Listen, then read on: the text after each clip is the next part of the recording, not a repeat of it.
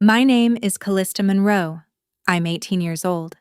And this is the story for every daughter who's ever been told to be realistic, while her brother is called the future 6 months ago. My mother stood over the kitchen sink and lit a match.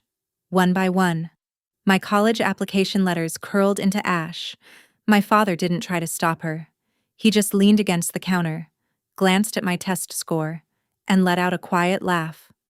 1,480, he said. Not bad, but not worth the investment. Then he looked straight at me and added, "Save the money for your brother. Mason's the one going somewhere." They really believed that was the end of my story, that everything I had worked for could disappear in a few flames. But it wasn't the end, because what they didn't know was that every single application had already been submitted online weeks before. They didn't know where I had spent my entire summer, and they definitely didn't know what my grandmother had sealed inside the last envelope she left behind before she passed. By Thanksgiving, there were 19 people gathered around our table. Mason sat at the center, wearing his varsity jacket like he already had a scholarship waiting. My mother kept refilling glasses.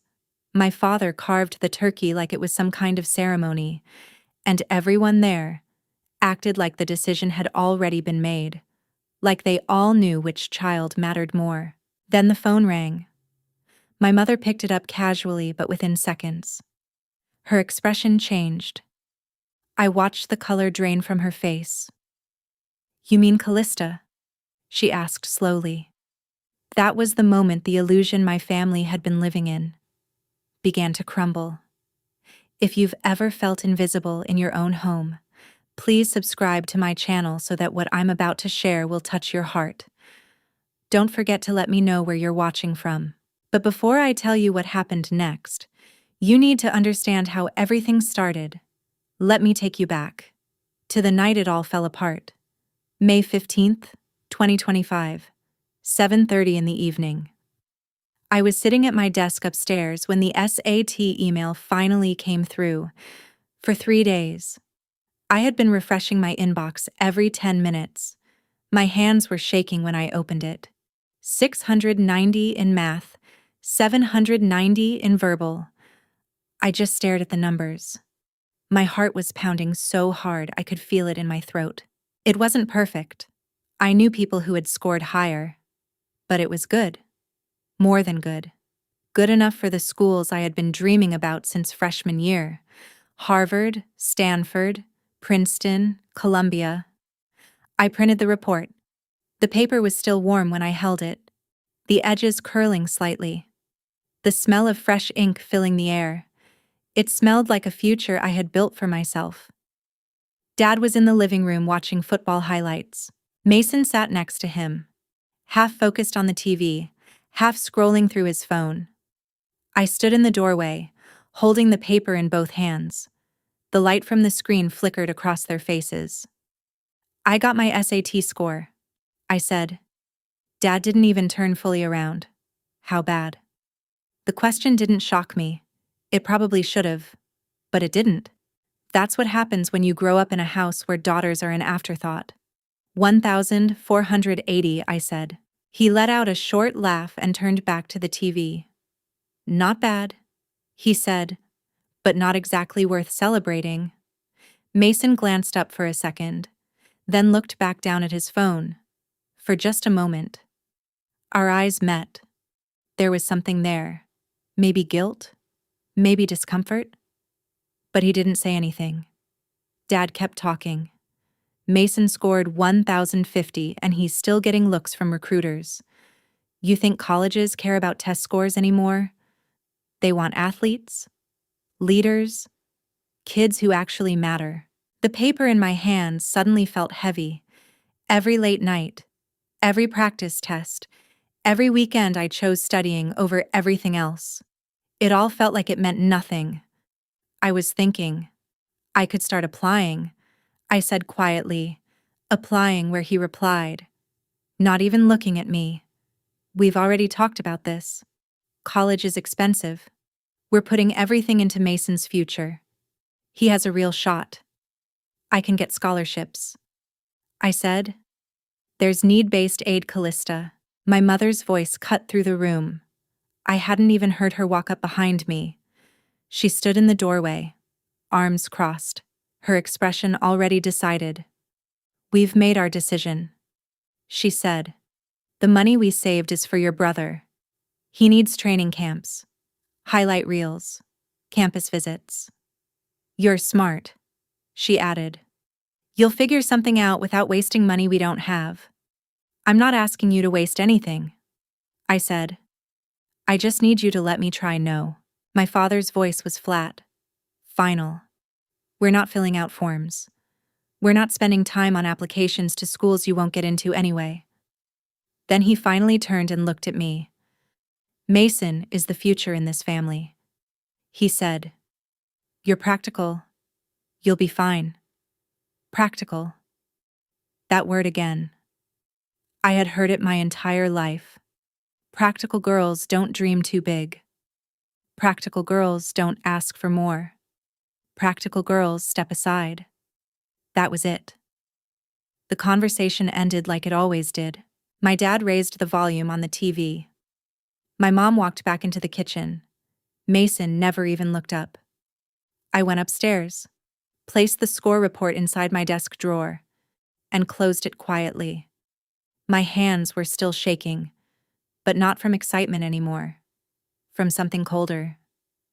Then I opened my laptop. I had been working on my applications for 2 months, 8 schools. Every section of the Common App completed, every essay rewritten until it felt right.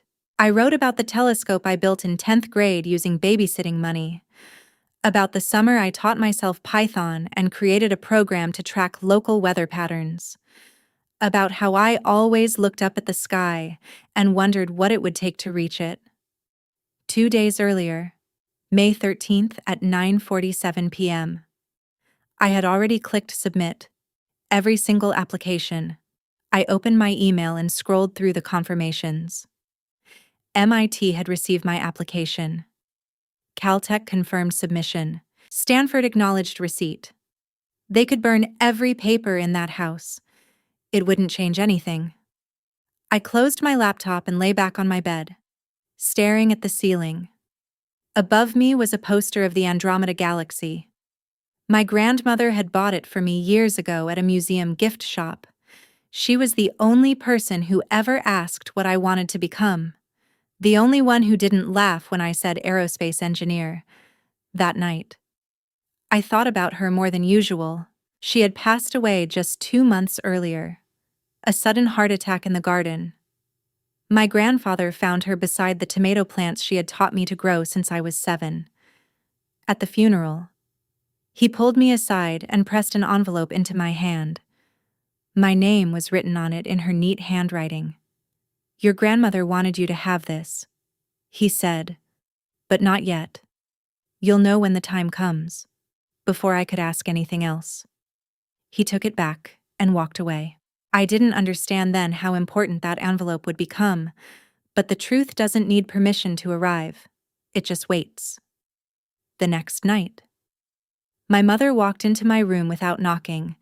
Her eyes immediately landed on the stack of envelopes sitting on my desk, each one addressed to a different admissions office. I had printed them weeks earlier, back when I still believed my parents might change their minds, back when I thought I might need a backup plan. My mom picked one up, flipping it over slowly. What is this, college applications? I said.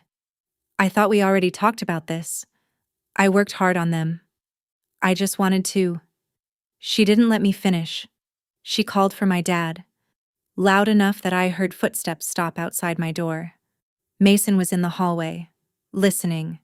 Dad came upstairs, glanced at the envelopes, and said, "Bring them downstairs." I followed them to the kitchen, my stomach tight.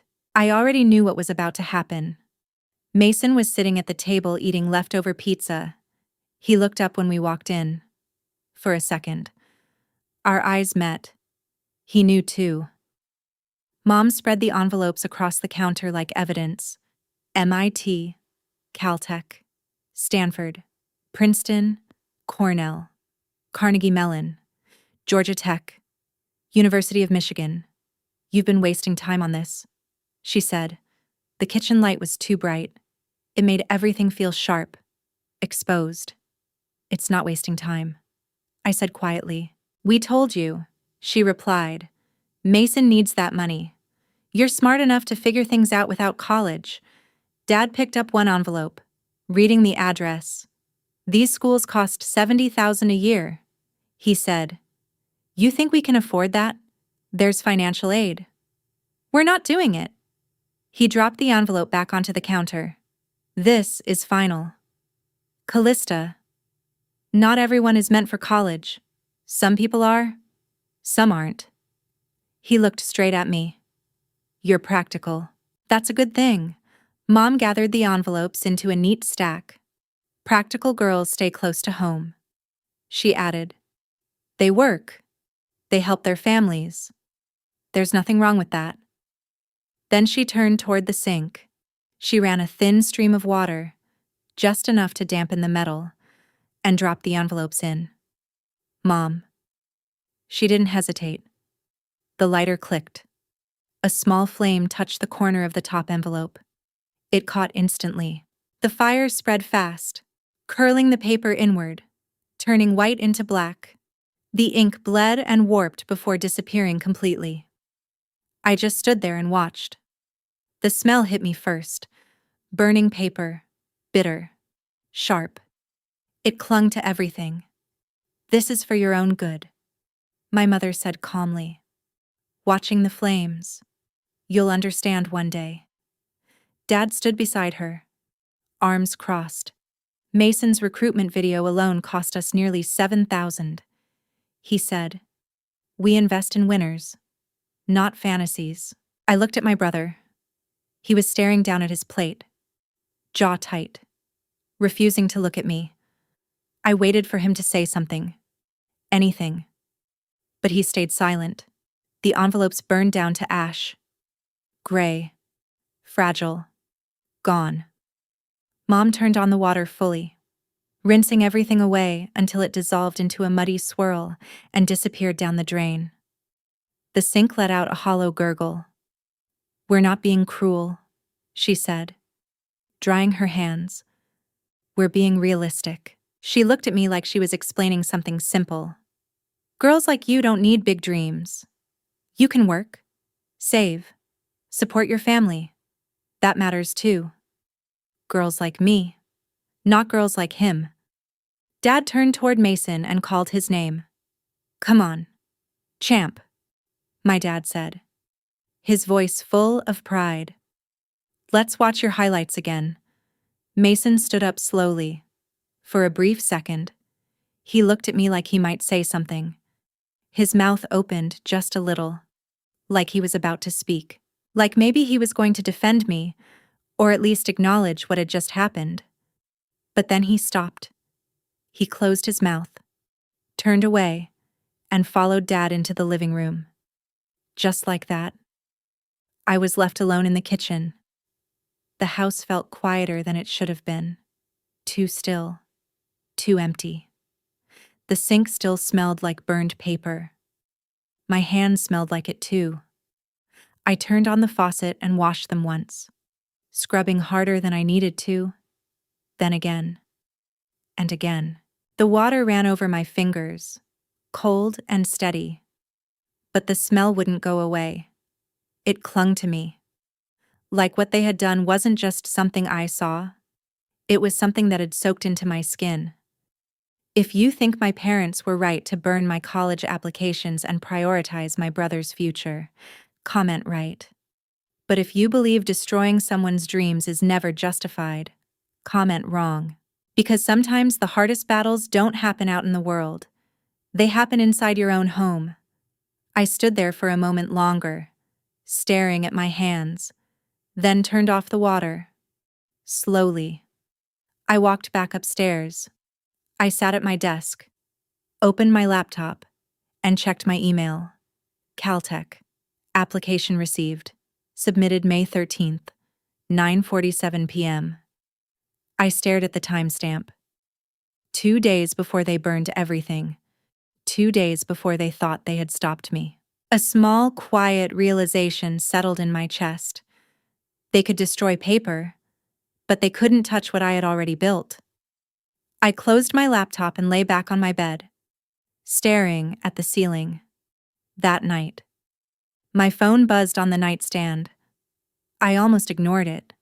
I was exhausted, emotionally drained, empty in a way that felt heavier than anything physical, but something made me reach for it. The subject line stopped my breath. NASA Marshall Space Flight Center. Internship decision. I froze. I had applied back in March, the same week my grandmother died.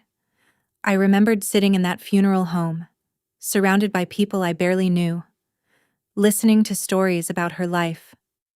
I remember feeling disconnected, like I didn't belong in that room full of grief and memories. And in that moment, I had taken out my phone, opened the application, started typing. I hadn't told anyone, not my parents, not Mason, no one. The application asked for my transcript, an essay about my interest in aerospace, and 2 teacher recommendations. I submitted it at midnight and didn't think about it again. I never expected to hear back. My fingers trembled as I opened the email. I read it once, then again, then a third time, just to be sure it was real. Congratulations. You have been selected for the summer internship program at NASA Marshall Space Flight Center.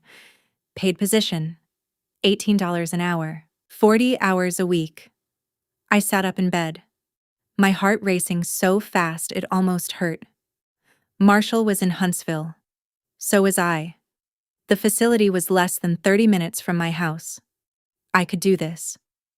Without anyone knowing, without anyone stopping me, without anyone telling me I wasn't enough. I hit reply, typed one word. Yes. Sent it at 11:43 p.m. Then I placed my phone back on the nightstand and stared up at the ceiling, at the Andromeda poster above me.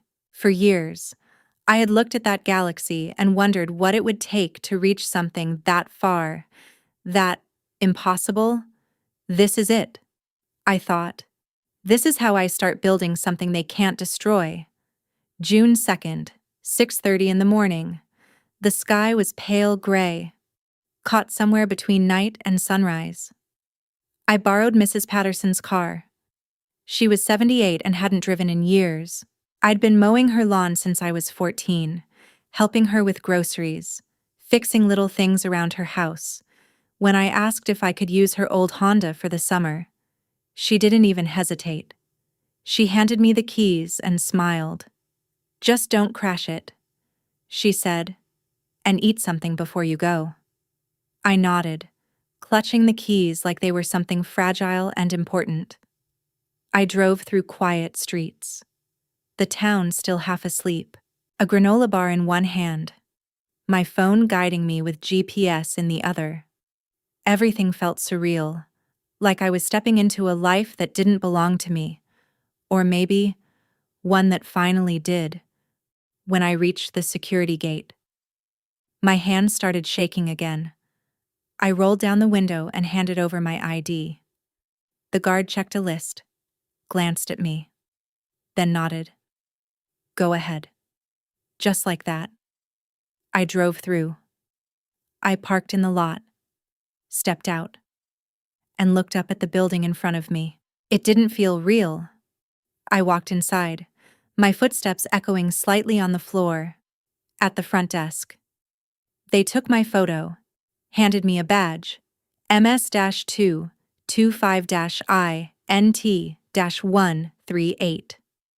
I held it in my hand for a second longer than necessary, because for the first time in my life, I wasn't the backup plan. I wasn't the practical one. I wasn't the daughter they overlooked. I was exactly where I was supposed to be. They took my photo at the front desk. I remember the camera flashing for a second. Too bright, too sudden. When they showed me the picture on the screen, I looked nervous. My shoulders were tense, my smile unsure, like I didn't fully believe I belonged there, but I didn't care. That photo wasn't for confidence. It was proof. They handed me a lab coat, a hard hat, and a thick folder filled with orientation materials. My name was printed on a temporary badge, and I was told to report directly to Dr. Adrian Whitaker. He was already waiting when I arrived at his office. 52 years old, more than 20 years at NASA. He had graying hair at the temples, thin wire-frame glasses, and a coffee mug that read, "Failure isn't the end. It's data." He didn't smile. He looked at my badge first, then at me. "You're the youngest intern we've had in years," he said. There was no warmth in his tone, no encouragement. "Don't waste it." That was it. No welcome speech. No reassurance. Just a warning. And somehow, I understood exactly what he meant. That first day, he walked me through the propulsion testing facilities. They were massive, concrete structures rising several stories high, covered in sensors, reinforced panels, and scorch marks from previous tests. The air smelled faintly of fuel and metal, like something powerful had happened there, and could happen again at any moment. These weren't classrooms. These were places where real engines were built, tested, pushed to their limits, where mistakes mattered, where precision mattered more. That afternoon, they ran a test. I stood behind a safety barrier, hard hat on, goggles slightly fogging from my breath, when the engine ignited. The ground shook, not gently, violently. The sound wasn't just loud, it was overwhelming, like thunder compressed into a single, endless roar. It filled the air, the space, my chest. I felt it in my bones, every vibration, every pulse of energy. For a moment, everything else disappeared. Standing there, I had one clear thought. This is where I belong. Dr. Whitaker stood beside me, watching the test data scroll across a screen. He had to raise his voice over the noise. "Most people talk about going to space," he said. Then he glanced at me. "We build the machines that take them there." That sentence stayed with me. I worked 40 hours a week, Monday through Friday. Early mornings, long afternoons. I analyzed data sets, ran simulations, sat through design reviews where engineers twice my age argued over details most people would never notice. Nozzle angles, pressure thresholds, fuel efficiency curves. I learned CAD software faster than I thought possible. Ran propulsion models, adjusted variables over and over again, watching how small changes could shift entire outcomes. Every day, I learned something new. Every day, I proved to myself that I could keep up, that I belonged in those rooms. Every evening, I drove Mrs. Patterson's car back home, parked it quietly in her driveway, walked into my house like nothing had happened. No one asked where I had been. The first week. My dad asked once, "Where were you, library?" I said. He nodded. "Good. Stay out of trouble." That was the end of the conversation. He didn't ask again. Mason had left for a quarterback camp in Florida right after school ended. 2 weeks, thousands of dollars. When he came back, my parents threw him a welcome dinner. Lasagna, garlic bread, everything he liked. Dad asked him question after question about drills, coaches, opportunities. Mom watched him like he had already made it, like his future was already decided. I sat at the table, eating quietly, listening. The way Mason talked. You would think recruiters were already calling, but I noticed the small things. The way he avoided eye contact with Dad, the slight tension in his voice, the pauses. He was exaggerating, maybe even lying to keep their expectations alive. No one asked about my summer. Not once. Not where I had been. Not what I had done.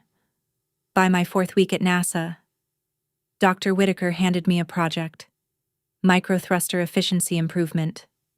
He placed a stack of research papers in front of me. Some were decades old. Some were recent. "See what you can do," he said. That was all. I spent weeks running simulations, adjusting variables, testing configurations, 47 different runs, each one refining something small: nozzle angles by fractions of a degree, fuel mixture ratios, control system responses. Small changes, but meaningful ones. By the 8th week, I had results: a 12% efficiency improvement over the current design. It wasn't revolutionary. It wasn't going to change everything overnight. But it was real. It was measurable. It mattered. Dr. Whitaker reviewed my work in silence. He didn't rush, didn't comment. He just studied the data. Then he nodded. "This is solid. Callista," he said. A pause. "This is publishable." He looked at me differently after that. Not like a kid. Not like an intern. Most graduate students don't produce results like this. I nodded, trying to stay calm, trying not to let it show how much that meant. I didn't tell him I was still in high school. I didn't tell him about my parents, about the kitchen sink, the fire, the words. I didn't tell him that the people who were supposed to believe in me didn't. Because here, none of that mattered. Here, the only thing that mattered was what I could build. I didn't tell Dr. Whitaker anything except what the data showed. That was enough. On August 10th, I was sitting in the NASA cafeteria during lunch, halfway through a sandwich. When I opened my Caltech portal, I wasn't expecting anything major, just another routine check. Then the notification appeared. "Your application is under final review. Early decision results will be released December 15th. For a moment, I just stared at the screen. Final review. That meant I was close. Closer than anyone in my house would ever imagine. I took a screenshot immediately and hid it in a folder on my phone labeled Recipes. No one in my family had ever opened that folder. No one ever would. That was the point. August 15th was my last day at NASA. Before I left, Dr. Whitaker called me into his office. He sat behind his desk, hands folded, studying me in a way that felt different from before. "We have a program called Pathways," he said.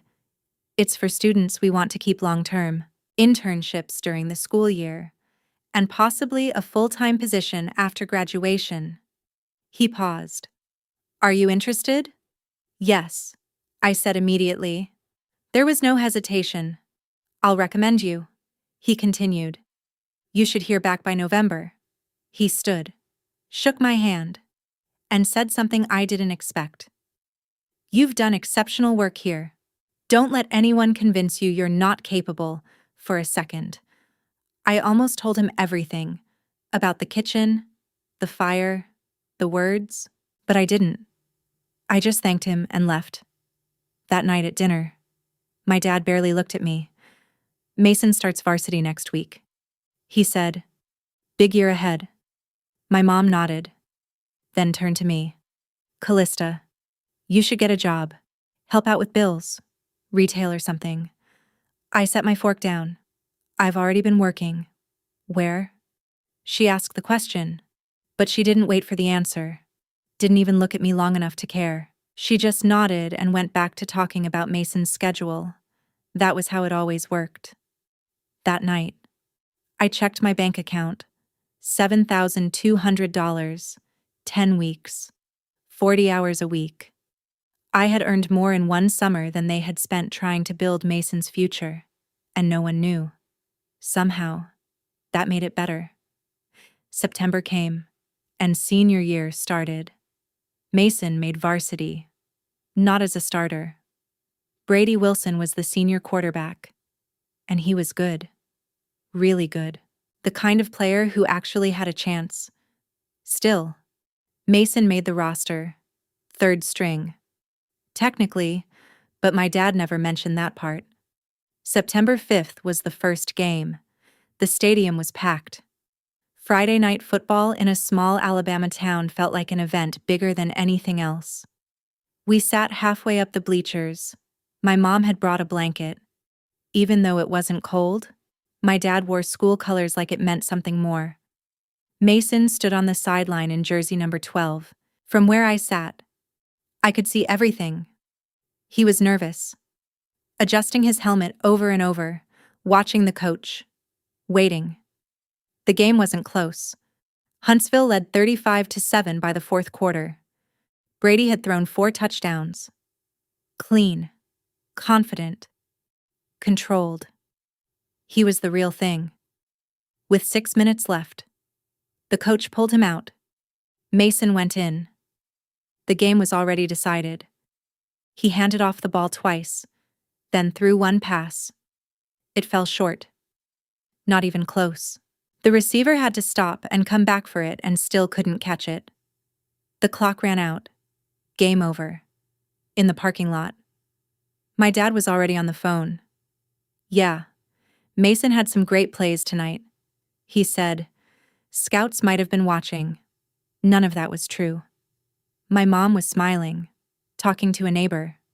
You can just tell, she said proudly. That's a Division I athlete. I stood there, listening, watching them build a version of reality that didn't exist. And for the first time, I didn't feel angry. I just felt certain. Because while they were chasing something imaginary, I had already built something real. Mason didn't say a word. He got into the car and stared out the window. Jaw tight. I could tell what he was thinking. He knew none of it was real. He knew he had only been put in because the game was already decided, because it didn't matter. But he didn't correct them. Back home. My dad called my grandfather. I was in the kitchen getting water when I heard him. Yeah, Dad. Mason had a great game tonight. Really stepped up. That wasn't true. He might even start next week. He added, also not true. I stood there, glass in hand, listening to him build a version of reality that didn't exist. Then his phone rang again. He answered quickly. Yes. This is Mr. Monroe. A pause. About Mason. Another pause. I could hear a faint voice, but not the words. Uh-huh. Highlight film? How much? His expression shifted. Excited now? That's expensive. But I see. Every kid needs one. Right. Okay. Send me the details. He hung up just as my mom walked in. Who was that recruiting service? He said. They make highlight videos for colleges. 3,200. I almost laughed. It wasn't a scout. Not a coach. Just a sales call. A company selling overpriced dreams to parents who wanted to believe. We should do it, my mom said immediately. We already invested in camp.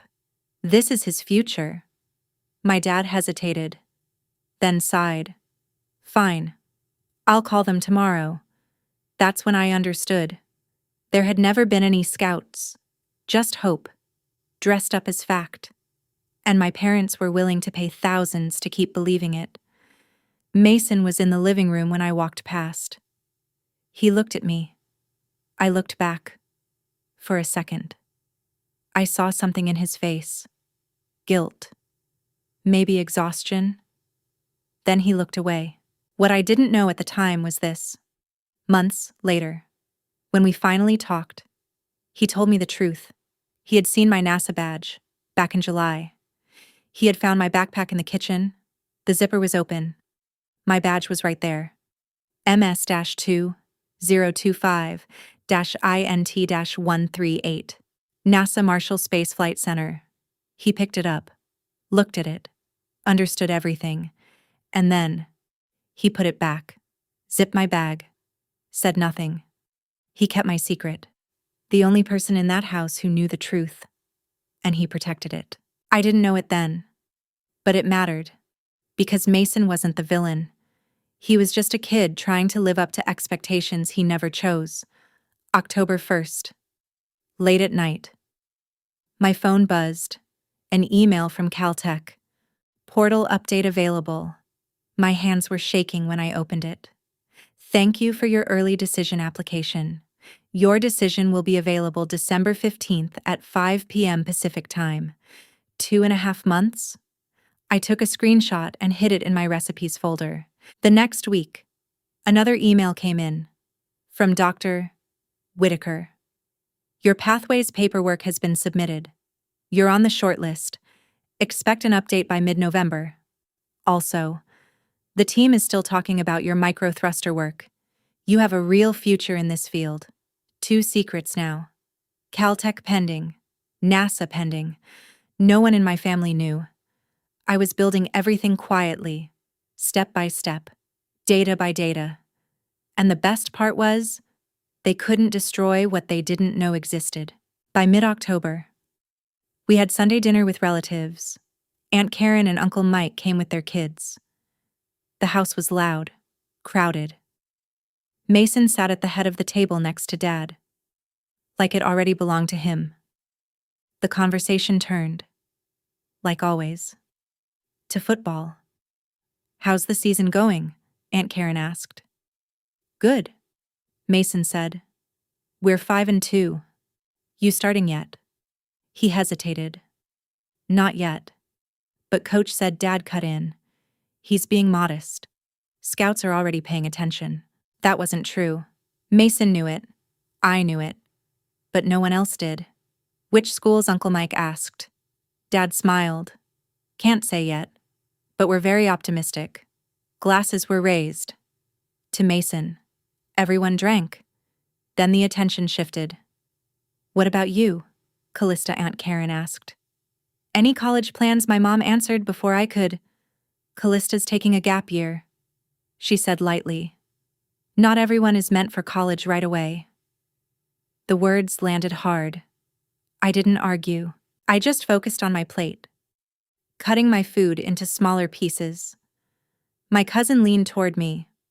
But you're really smart, she whispered. Didn't you score like a 1,480? I nodded. Then why not apply? Before I could answer, my dad spoke again. Tests don't mean much anymore. He said, the real world is about performance. Some people are book smart, some are built for life. I didn't need him to explain which one I was. He raised his glass again. To Mason, built for greatness. Everyone drank. I didn't. I just sat there, thinking about the Caltech portal, about NASA, about the money in my account. After dinner, I carried dishes into the kitchen. Mason was already there. I'm sorry, he said quietly. For what? He glanced toward the dining room. You know. I studied his face. He looked exhausted. You okay? I asked. I'm fine. He wasn't. But I didn't push. He picked up a towel and started drying plates. You're going to do something big, he said. I don't know what, but you will. Then he walked out. I stood there, listening to the water run. He didn't know everything, but he knew enough. He knew something about all of this was wrong. I just didn't know how to fix it yet. November 10th. I was sitting in AP Calculus when my phone buzzed in my bag. I wasn't supposed to check it, but something made me look. An email notification. From NASA. I waited until the bell rang, then walked straight to the bathroom. I locked myself in a stall, sat down, and opened the email with shaking hands. NASA Marshall Space Flight Center. Pathways Program. I read every word twice. Congratulations. You have been selected to continue in our Pathways Student Internship Program. Spring semester schedule available. $20 per hour. For a second, I just stared at the screen. Then I typed back. Available. Thank you. I accept. I hit send immediately. Sitting there in a school bathroom. Backpack at my feet. Fluorescent lights buzzing overhead. I realized something simple. NASA wanted me back. I stayed there for a few minutes, just breathing. $20 an hour. Spring semester.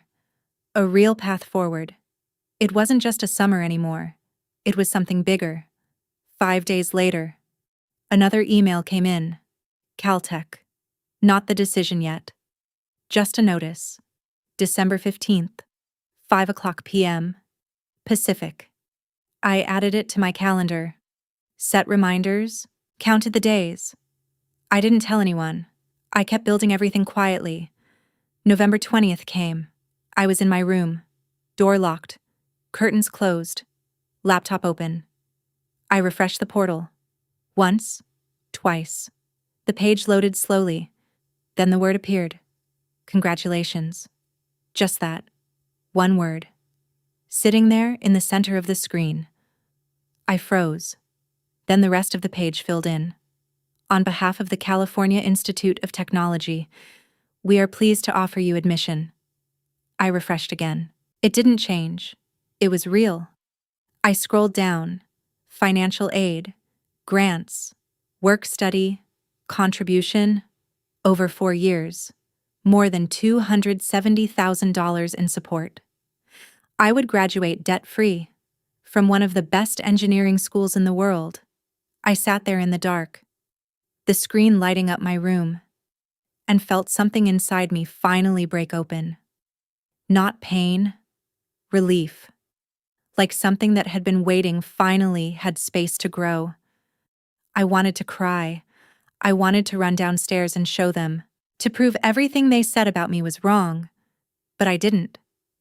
I took a screenshot, saved it, closed my laptop, and went downstairs for dinner. Dad was on the phone again. Mason's highlight reel is going to impress a lot of people. He was saying, we invested in getting it done right. $3,000 for something no one important would ever see. I sat down quietly. Mom had made spaghetti. Mason was already eating. Silent, eyes down. No one asked about my day. No one asked if anything had changed. I ate my dinner and thought about California, about palm trees, about labs, about a future they knew nothing about. That night, I lay in bed thinking about December, about Thanksgiving. 22 people would be in our house, and I still didn't know if I would tell them. On November 21st, my mom started planning. Lists everywhere. Food, chairs, schedules. She moved through the house like everything had to be perfect. This family does Thanksgiving right, she said. I almost laughed at that. As if we were really a family. As if we all wanted the same things. A few days later, my grandfather called. I answered. How are you? Kiddo, he asked. I'm good. Really. He always knew when I wasn't telling the whole truth. Yeah, I said again. He was quiet for a moment. Your grandmother would be proud of you. My throat tightened. For what? For being who you are. For not letting them make you smaller. I didn't know how to respond. He cleared his throat. I'll see you Thursday. I've got something for you. The letter. Yeah. He added softly. It's time. We hung up. I sat there holding my phone, thinking about her, about the garden, about the telescope, about the way she always believed in me. 2 days later, a package arrived. California Institute of Technology, Office of Admissions. I grabbed it before anyone else could see, took it straight to my room, closed the door, opened it carefully. Inside was everything. A welcome letter, campus information, a map, a pennant with the Caltech logo.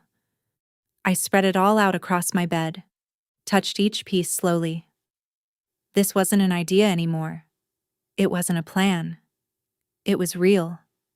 And for the first time, it was entirely mine. I didn't tell anyone. Not when the email came. Not when I accepted it.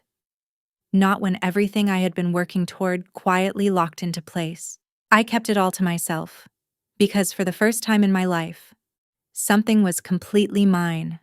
November 15th. Another email arrived. Caltech.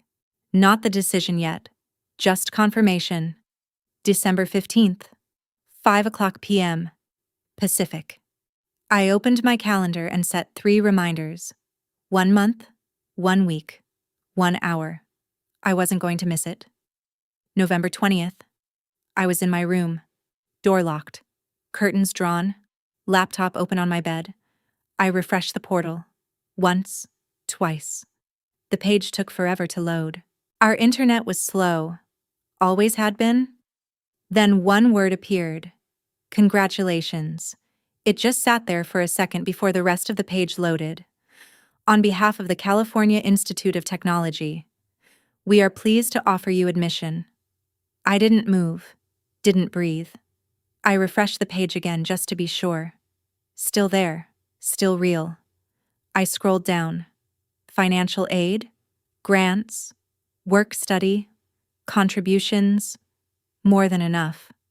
I would graduate debt-free. From Caltech. I sat there in the dark, the glow of the screen filling the room, and felt something inside me finally shift. Not anger, not sadness, something stronger. Like everything they said I couldn't do had just been proven wrong. I wanted to run downstairs. Show them. Say, you were wrong about me. But I didn't. I took a screenshot. Saved it. Closed my laptop. And walked downstairs like nothing had happened. Dad was on the phone again. Mason's highlight film is going to be huge. He was saying, we made sure it's top quality. $3,000. For something no one important would ever see. I sat at the table. Mom had made spaghetti. Mason was quiet, eating without looking up. No one asked about my day.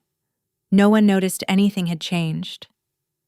I ate in silence, thinking about California, about Pasadena, about labs filled with people who actually believed in what I could become.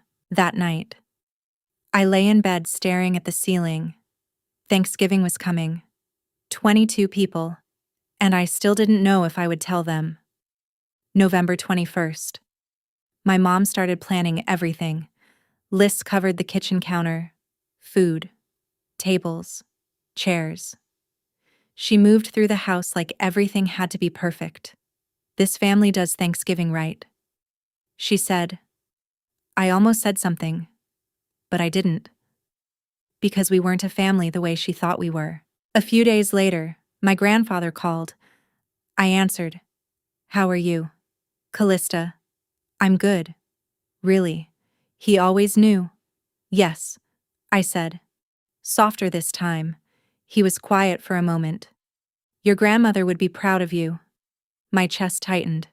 For what? For not letting them make you smaller. I didn't know what to say. He cleared his throat. I'll see you Thursday. I've got something for you. The letter. Yeah. He said. It's time. After we hung up, I sat there thinking about her. About the garden. About the telescope. About how she was the only one who ever believed me when I said I wanted more. November 23rd. A package arrived. California Institute of Technology. I grabbed it before anyone else could see. Took it straight to my room. Closed the door. Opened it slowly. Inside was everything. A welcome letter. A course catalog. A campus map. A banner with the Caltech name printed across it. I spread everything out on my bed. Ran my hands over each piece, making sure it was real.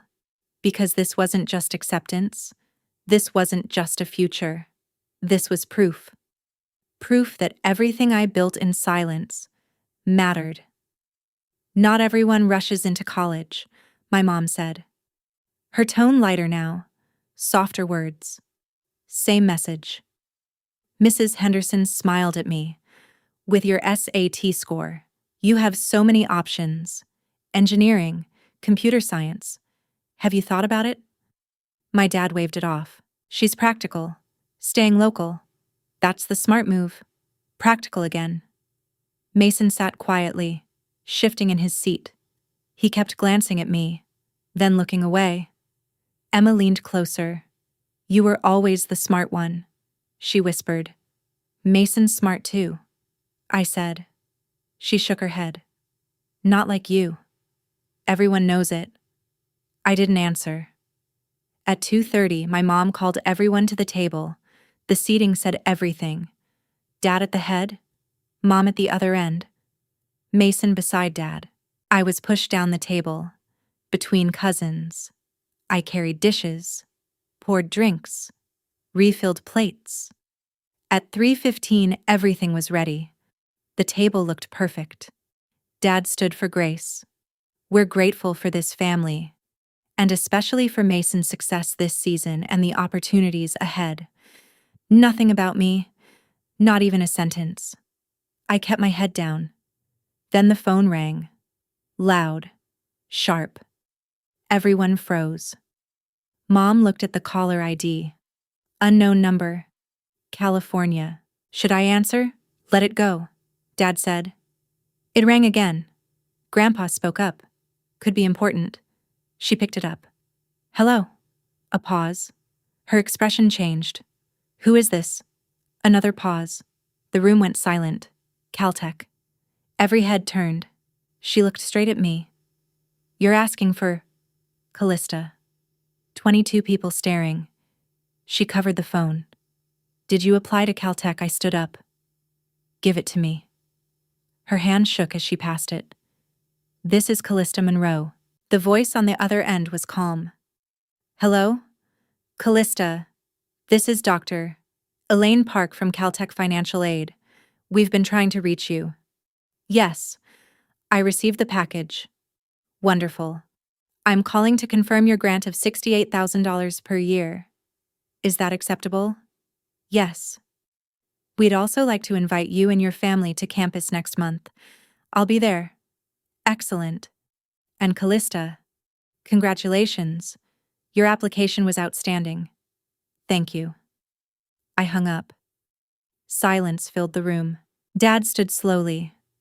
What just happened? I looked at him. I got into Caltech. You applied. His voice tightened. You burned my applications. I said. I submitted them online before that. Mom's face went pale. We told you no. I didn't need your money. I replied. I got full financial aid. Uncle Mike spoke first. How much? $68,000 a year? Gasps spread across the table. That's over $270,000, someone said. Mrs. Henderson started crying. I knew it. I knew you could. Dad was shaking now. You went behind our backs. I worked for this, I said calmly. When did you find out? A week ago. And you didn't tell us. I held his gaze. Would you have listened? No one answered. Grandpa stood, walked over, and hugged me. Your grandmother would be so proud, he said. Then he pulled back. There's more. Isn't there? I nodded. I've been working at NASA Marshall since June. My mom gasped. What internship? Propulsion lab? 40 hours a week. The room erupted. You worked at NASA. I earned $7,200. I added. More voices. More shock. But I just stood there. Because for the first time in my life, they were finally listening. That's where you were all summer. My dad's voice cut through the noise. You said you were at the library. You didn't ask. I said. I told you I was working. You just assumed it didn't matter. The room went quiet again. Aunt Karen spoke softly. Callista, NASA, here in Huntsville.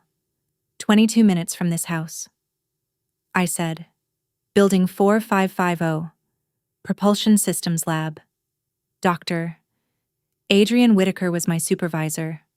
I looked around the table. I drove there every morning. Came home every night. Parked at Mrs. Patterson's so you wouldn't see the car. No one spoke. Because no one asked where I'd been. Mrs. Henderson covered her mouth. That's incredibly competitive. NASA internships get hundreds of applicants. I know. And you got one at 17, yes. Uncle Mike leaned forward. That's not just impressive. That's career level. Pathways leads to full-time positions. They invited me back. I said, spring semester, $20 an hour. Grandpa was still beside me. His hand rested on my shoulder. Tell them about your project. I turned to him. How do you know about that? He smiled. I made a call last week. My chest tightened. You talked to Dr. Whitaker, I did. He said calmly. He told me everything. The room leaned in without realizing it. He said you're one of the most talented students he's worked with. Said your microthruster research was publishable. My throat burned. He told me you ran 47 simulations, improved efficiency by 12%. No one moved. He said you have a future in aerospace, if you choose it. I blinked hard, forcing the tears back. My dad finally spoke again. You did all of this without us. I looked straight at him. I did it despite you. My mom started crying, not quietly. Tears ran down her face, smudging her makeup. Mason suddenly stood up. His chair scraped loudly against the floor. Everyone turned. I'm sorry, he said. His voice shook. Sit down. Dad snapped. This isn't about you. Yes, it is. Mason's voice got stronger. It's about all of us. About what we did to her. Dad stood too. Mason, don't you spend $10,000 on me. Mason cut in. The room froze. Camps, recruiting videos, training, that academy. He swallowed hard. I'm a backup quarterback. Silence. I've played 12 snaps all season. He continued. 12. All when the game was already over. His voice cracked. No scouts. No offers. Not even small schools. Dad looked like he couldn't breathe. I'm not Division I, Mason said. I'm not even close. Then he turned to me. She did all of this on her own. Every word landed harder than the last. I didn't earn what you gave me, he added. She earned everything you took away. No one had anything to say, because for the first time, the truth was louder than all of them. My breath caught as Grandpa kept reading. She has Eleanor in her, he said, voice shaking, quiet, brilliant, built to last. The room was completely still. I watched her for 17 years. I saw what you all missed. She doesn't need to be loud to be extraordinary. She doesn't need permission to be brilliant. My chest tightened. The money is hers when she earns it. And she will. Don't let them waste her. Grandpa's voice broke. Tell her I'm proud. Tell her she carries my name for a reason. Tell her the stars were always meant for her. Silence. No one moved. Then the tears started. Aunt Karen, Mrs. Henderson, Emma. Even Uncle Mike wiped his eyes. Grandpa folded the letter carefully and handed it to me. My hands trembled as I took it. I read the words again. Callista is the one. For the first time. I truly understood. I wasn't just named after her. She had believed in me, before I even knew how to believe in myself. The tears came then. Not from pain. From relief. Grandpa pulled me into a tight hug. She always knew. He whispered. From the day you were born. I buried my face in his shoulder and cried. One by one, people came over, hugging me, telling me they were proud. Even Uncle Rick, who had barely spoken all day. I'm sorry, he said quietly. I should have paid more attention. I nodded, unable to speak. My parents didn't move. They stayed at the table, my mom crying, my dad staring down. Mason was still in the other room. The attorney's voice came through one last time. I'll send the paperwork tomorrow. Congratulations. Callista, your grandmother would be proud. The call ended. I stood there, surrounded by people, but not the two who should have been closest. Grandpa spoke gently. You can stay with me. The spare room is yours. I don't want to cause problems. I said, You're not the problem. He replied, You never were. My dad finally stood. We need to talk. Not tonight, Grandpa said firmly. His voice changed. Stronger. She just found out her grandmother believed in her more than her own parents did. She just found out everything you told her was wrong. No one argued. I went upstairs and packed a bag, laptop, clothes, my Caltech packet, my NASA badge. When I came back down, Mason was sitting on the stairs. His eyes were red. I'm sorry, he said again. It's not your fault. I saw your badge. He admitted quietly. Back in July. I knew. I looked at him. You protected me. He shook his head. I was protecting myself. I sat beside him. You are special, I said. Just not the way they wanted. He nodded slowly. What you did? Building all that alone? That's the bravest thing I've ever seen. I hugged him. Then I stood up and walked to the door. I didn't look back. At Grandpa's house, everything felt calm, familiar. Pictures of Grandma everywhere, smiling, watching. I set my bag down and looked at them.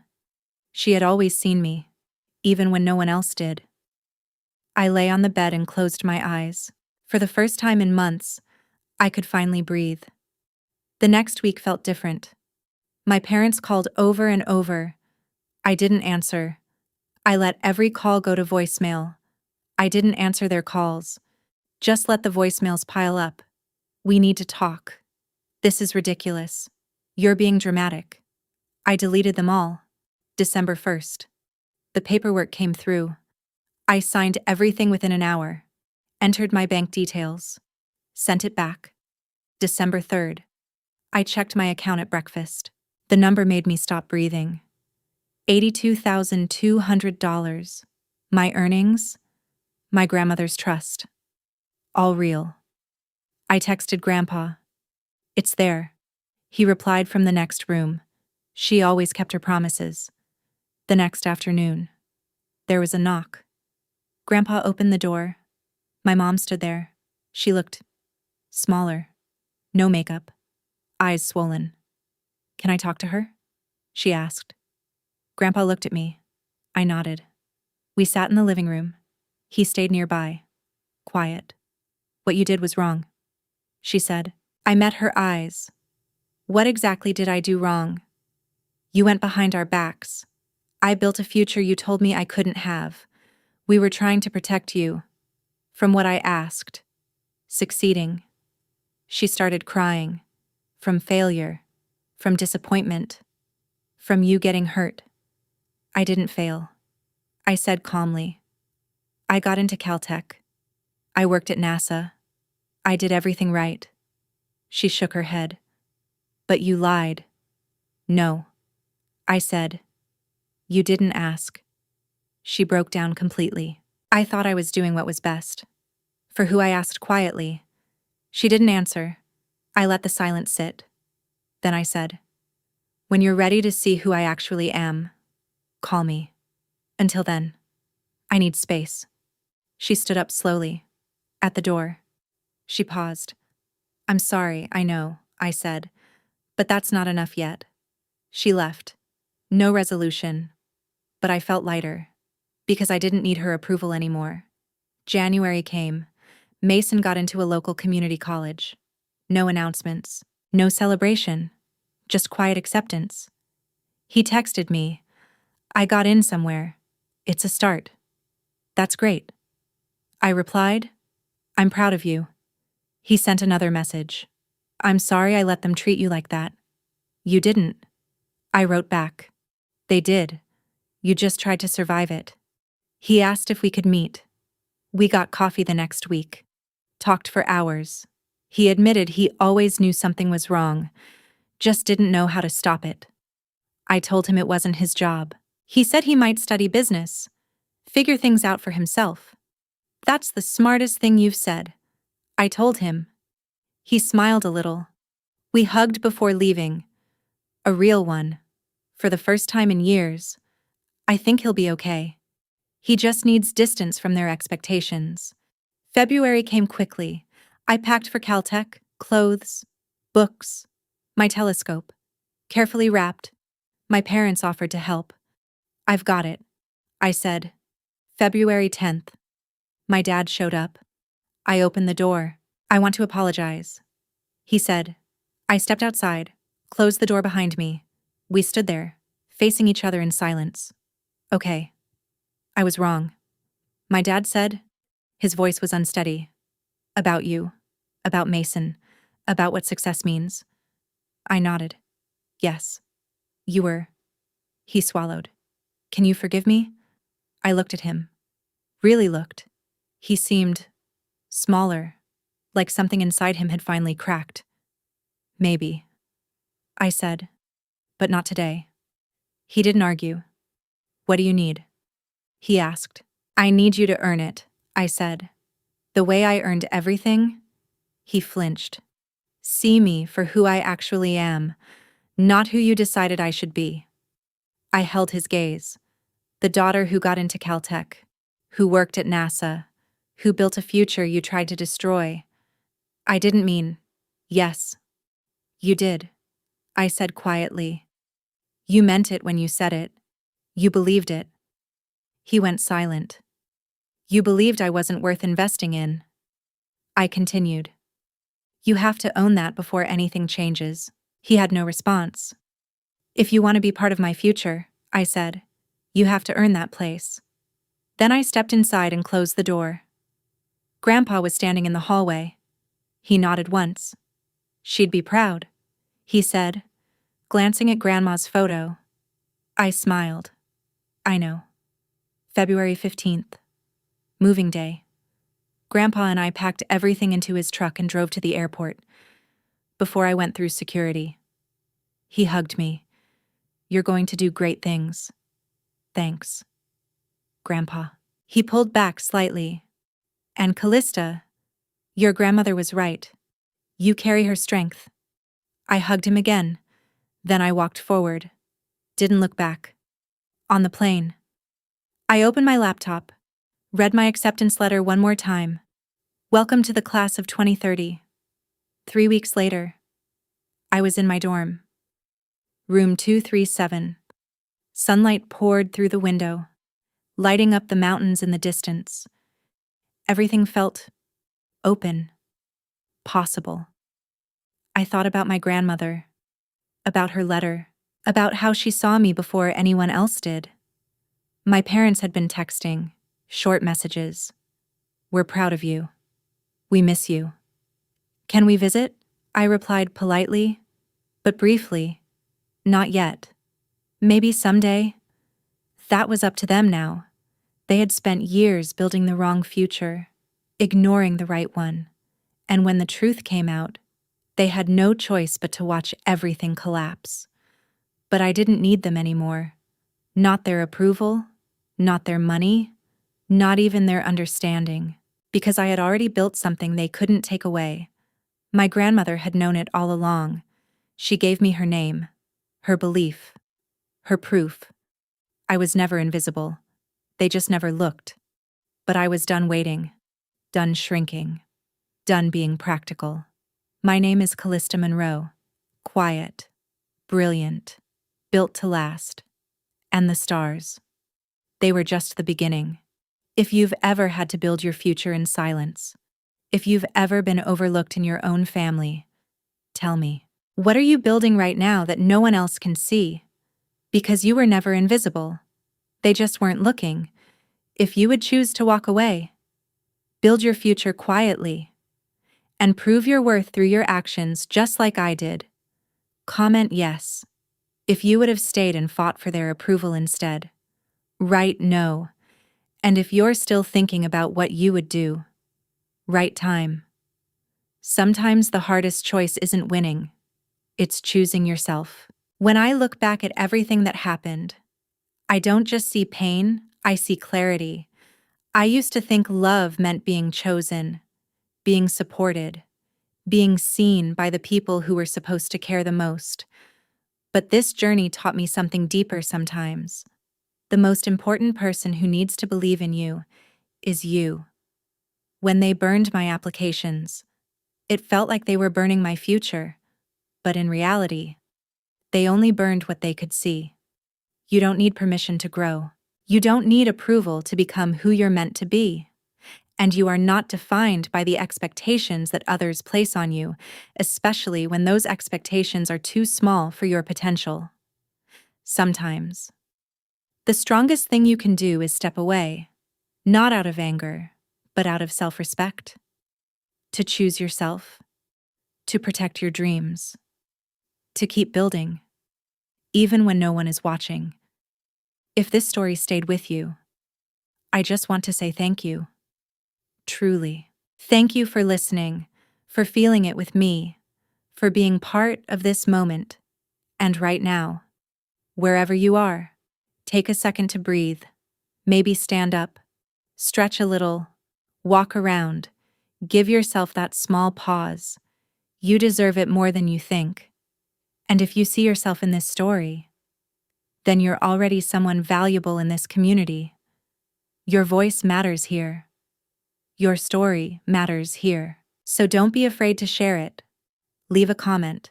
Tell me what you're building, what you're fighting for. I read them, and they mean more than you know. If this video gave you something hope, strength, or even just a moment of reflection, consider subscribing to the channel, liking the video, and sharing it with someone who might need to hear this today. Not just for me, but for all of us here, building something better together.